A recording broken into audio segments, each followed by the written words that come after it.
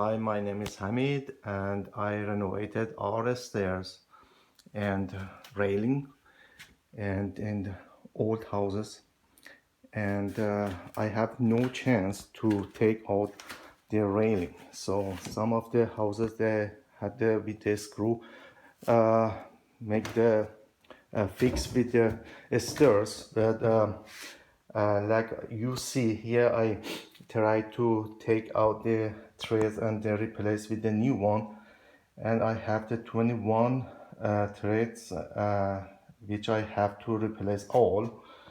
And because the house is 115 years old but had a lot of character, and I had all renovation by myself. So and I want to show you something that some people afraid to take the threads out and replace them is not too difficult and not too easy, because if you don't have this access to some point, you get yeah you will stop the work and say no, I don't replace the threads. But I want to show you something here, and I hope you enjoy that also.